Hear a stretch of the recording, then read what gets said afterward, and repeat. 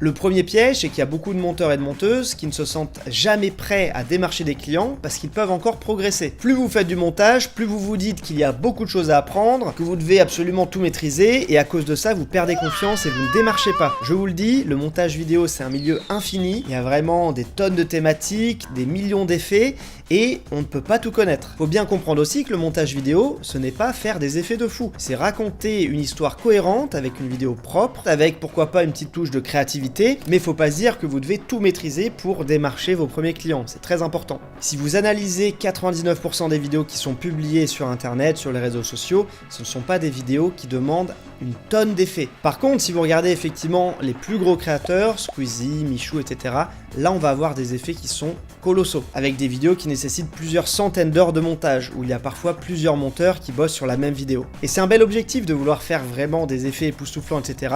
Ce que je vous conseille, si vous voulez vous lancer en tant que monteur vidéo, c'est d'y aller progressivement et d'avoir confiance en vous, démarcher déjà vos premiers clients, et si jamais vous voulez faire des vidéos qui prendront beaucoup plus de temps avec beaucoup plus d'effets, vous pourrez le faire dans quelques mois, quelques années. Et il ne faut pas sous-estimer la charge de travail. Quand vous voyez des vidéos vraiment avec beaucoup d'effets, il y a des dizaines, des centaines d'heures de montage derrière. Alors que sur d'autres vidéos comme celle-ci, vous le voyez, il n'y a pas d'effet époustouflant, juste une vidéo propre, nette, précise, qui prend du coup pas beaucoup de temps à être montée. Et là, vous pouvez avoir de bons taux horaires. Donc si vous faites des beaux montages mais pas des effets époustouflants, prenez confiance en vous. Mettez-vous à la place d'un créateur de contenu.